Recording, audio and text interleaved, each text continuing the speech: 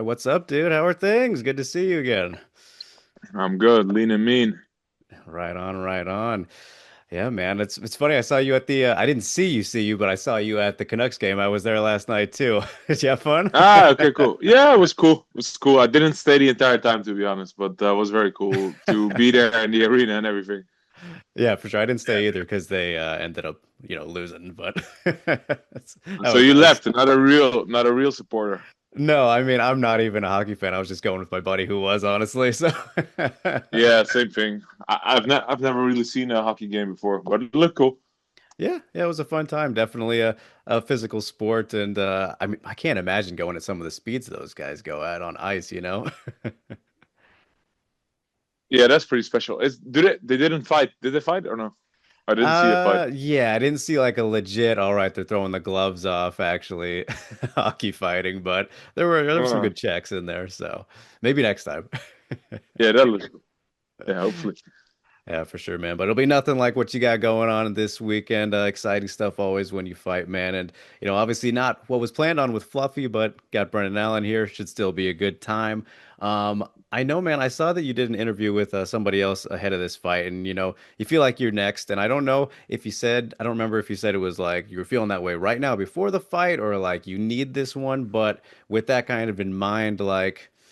Does the risk feel worth the reward, or is this just like to keep you busy? Because I don't know if you necessarily had to take it, but how did you kind of feel about the whole change up and everything? Every fight is a risk. I don't really look at it like that anyway. Um, if I fight when I fight for the title, it's a risk as well. Um, I'm just happy that Brendan stepped up. He took the fight, and I was able to remain on the card. Fluffy would have been very cool as well. I think he's like a Khamzat Light, very similar style. Um, but I'm happy that Brendan took it, and I'm just down to prove once again that I'm the number one. Yeah, of course, man. And I'm sure it kind of helps that like I don't think they're the exact same style, but kind of similar fighters, and we saw them Yeah, fight in February.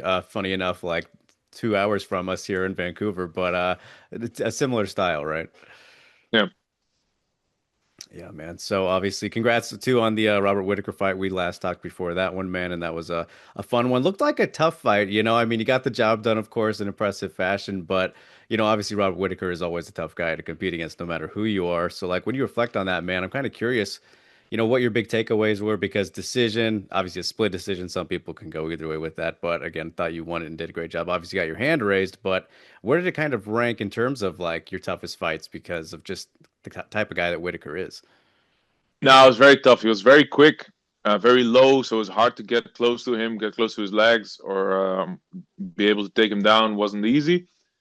But looking back, I'm pretty proud that I won the fight against a former champ, and in the way I did, like I did it mostly striking, which is not per se the thing that I enjoy the most, but I'm proud that I was able to do it this way. And I just made a big mistake in the early third round. Felt him fading at the end of the second. So when I went into the third round like I'm gonna put this guy away right now. Then I heard him again with a knee. He was covering up a little bit, and I thought I'm just gonna kill this motherfucker right now. And I rushed in, walked into the right hand, and that kind of made that moment go away. And that was just not the smartest move. I could have done better there. Better shot selection, better foot positioning. A little bit more patience would have made it an option to finish him there. So that was something I messed up in, and I've been working hard on to correct. Did you kind of go in with the idea to strike as much as you did in that fight, or is it just kind of, how things fell into place there? No, it's kind of what happened. Yeah, it's kind of what happened. I was planning to just choke him out like always, but Right. he was very well defensively. It was hard to take him down, and once we got to the floor, he kind of just stayed there in half guard and defended well, which made it hard for me to risk it to get to his neck in the last minute every time. So yeah, I mean, from a viewer's perspective, man, it kind of like is more impressive that you beat him that way, because we know how good you are on the ground. If you were to go out and choke him quickly or whatever, like maybe we see less. I mean, do you look at it that way at all? Yeah, yeah. Try to see the positive in all I'm of this, trying to but would have get been. trying to give you the big ups, man. Yeah, yeah, but yeah, I'm happy with what happened, and I'm looking to do even better this time. That's the plan. Of course, man, of course. And got plenty of momentum to get there. So obviously the title is in mind, Rainier, and like I'm gonna do the thing where I'm gonna say, not to get ahead of ourselves or anything, but it's very, fascinating with you in the division and doing what you're doing, man, because like we see what Khamzat just did, the DDP, right? And like super impressive, super dominant.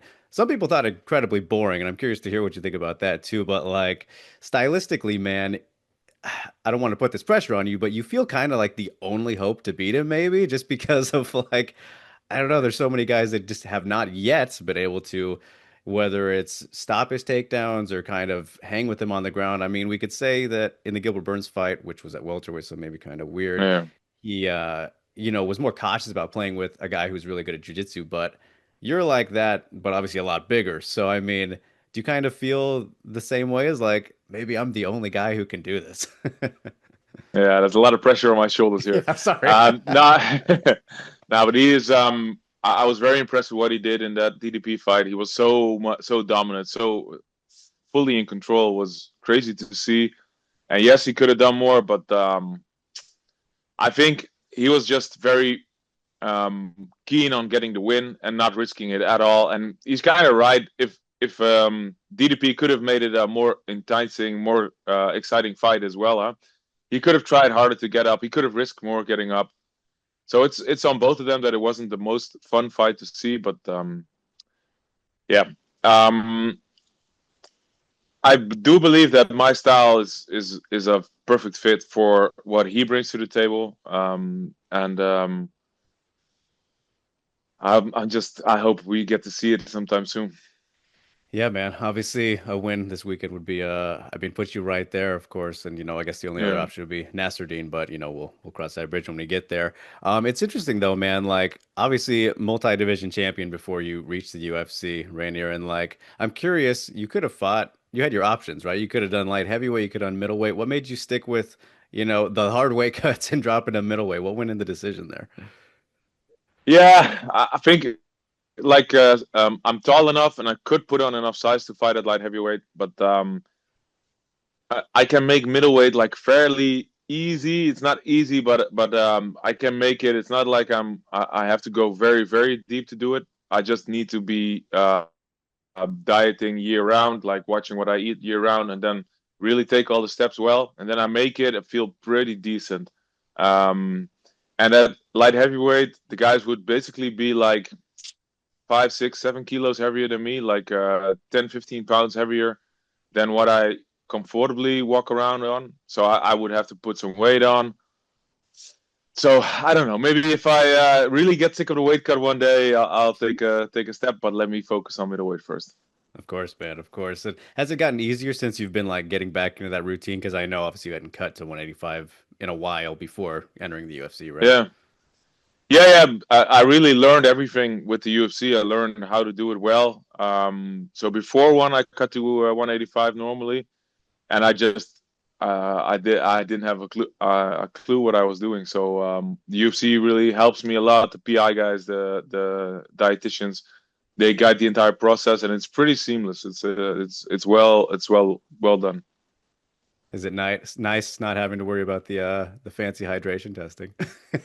Yeah, if you worry about this, you're very dumb. You don't know anything. The hydration test, it was a great idea what they had, like trying to stop weight cuts, but I think a year in, everybody figured out that you Yeah. can easily pass it in with a few simple tricks, and basically. People were cutting down to the weights just like they did in the UFC, just like they do in the UFC. So it's part of it. The things that don't make it fair in one championship at the moment. It just makes it harder to. Yeah. Yeah, it's a weird thing. I Yeah. don't like it. Good concept, good idea in theory, but obviously, Uh, yeah, here we are now. and they had a lot more of those things. Huh? They had like they were supposed to do drug testing. The knees to Yeah. a grounded opponent is a very good thing, I think, in MMA. I really like that. They had the Muay Thai in small gloves, which is very cool. So they had a lot of good ideas, but some of them, with the money running out, the ideas weren't as executed well as they should have been. Yes, and there was even the suplex rule for a little bit. There was a lot of things, a lot of Yeah, things. So we don't need to get into all of that. But man, it is fascinating though, Rainier. It's looking at your career, man, how successful you've been. But I'm very fascinated by like regional scenes around the world, right? And the first yeah, what 5 or 6 fights that you had were in Germany. So like yep. I haven't really talked to a fighter who's gone through like that regional circuit, so I'm curious, like, just from what you've heard about, people talking about their experiences in the American regional circuit in the certain states or wherever across the world, like, what was it like in Germany's version of all that? Yeah, so at the time we didn't really have a major promotion in Holland that put on fights regularly, and at that time it was very hard to get a fight, and the guys finally showing up was pretty hard as well, because I was building like an undefeated record. I got to 6-0, 7-0, 8-0. It's just at that point it's so hard to get somebody to fight you for some reason, if it's just for $500, you know. Right. So it was um, hard to find opponents, but Germany has a lot of good MMA fighters, and nowadays there's a lot more somewhat bigger promotions to fight in as well. With Octagon doing very well, KSW Yeah. doing very well, and there's a few more smaller scenes in Germany, a few more smaller promotions in Germany that are doing very well. Um, but they have a lot of good fighters. They have like decent wrestling as a background, and they have a lot of guys from all over the world immigrating that have immigrated to Germany. So there's a lot of Chechens, Dagestanis, there's a lot of Moroccans and whatever Turkish guys. So a lot of different skill sets in there. So Germany is a good place to fight nowadays. Yeah, seems like it's definitely bringing a lot of the types of people together, like you were saying. So it is Yeah, definitely gonna be fascinating to see how it continues to grow over the years. And Octagon too, shout out to them; they're doing some big yeah, things over there. yeah. It's cool. But They're just selling out stadiums like yeah, 60,000 people. It's crazy. It's yeah, yeah. very impressive. Have you been to one of the shows? No, not yet. I will. I will. But I haven't been home as much Right. because of all the training and fighting. Of course, man. And I mean, speaking of that, I think I heard Angla is going to be in your corner, right? Or he's here at least. No, I wasn't the last one. He wasn't Oh, the okay. last fight, but he can't make it this time because he just fought last week, and he's opening up his gym this week. Oh, So okay. he's very full plate, but he will for the next time again. All right, cool. Yeah. And what is his retirement fight? So, I mean, man, I'm sure you saw Yeah, it's that. cool. Like, Huh? Yeah, yeah, it's what were so your cool. thoughts, man? Obviously, a big part of your career. I was very worried for him, to be honest, because Karstam in his last fight just manhandled Soldic. Soldic wasn't Yeah. even in the fight. Um, and he's very dangerous with elbows, knees. He has a very complete striking game, Karstam. And we know Ong is not going to take him down or whatever. So I was, to be honest, pretty worried, but he looked amazing, dude. He did so well. Very, very cool to see. Yeah, definitely for that last one. And, one of those guys who's just such like a low-key legend, in kind of the grand picture. But if you know of him, you're like, 100%. that guy was just the shit. Yeah, 100%. So is it kind of like bittersweet at all, Rainier, that you were in hindsight, now that you guys are cool and all, to be the guy to have taken his belts? Is that a little bit bittersweet? Probably like poke fun at Yeah, him for that. yeah. People in the gym always tease him with it, and they always tease me with it. But yeah, it is what it is. It was my time, and it was just at that point I was the guy who was gonna take it from him. Pass It's the a bit, torch. yeah. It is what it is. We none of us, no, neither of us really care at the moment. But Yeah. yeah, Yeah, full circle, man. It's cool to see for sure. yeah, And kind of in a similar note there, Rainier, like I know obviously very focused on MMA and all that, but you did some grappling matches when you were in one also, and yeah. UFC is doing its BJJ thing now. Like obviously, like I said, probably not thinking about that at all right now, but would you be interested in something like that maybe down the line if it's still going? 100%. That'd be so cool. Yeah, yeah. I'd really love to. Yeah. Um, Especially down the line, if fighting ever ends, and then that would be a very cool way to stay connected to the sport and compete still.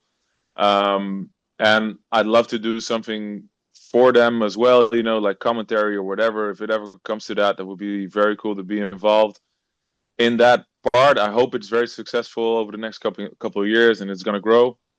And yeah, I think especially MMA fighters grappling. I think that would be very smart. But it's sometimes it's a little tricky to see them matching full-time grapplers with MMA fighters. You know what I mean? Right, It's right. it's it's always going to be hard for an MMA fighter to beat Nicky Rod. It's Yeah, going to be a exactly. yeah.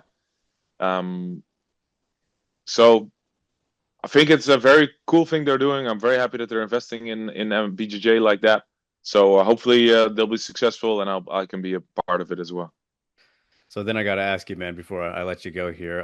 But what do you think is like the superior rule set in jiu-jitsu and grappling matches? Because I'm so fascinated by the different types that we've seen throughout the years, and obviously UFC is doing the rounds, which is very interesting to me. I like the overtime rule and stuff like that, but what do you think is like the best kind of format?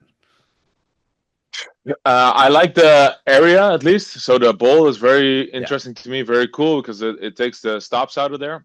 But to be honest, I don't really like the rounds because then you the get to resets somebody's and back. everything. Yeah, you worked 5 minutes to get to somebody's back, get to control, and then the next round you got to do it again. It's not really great.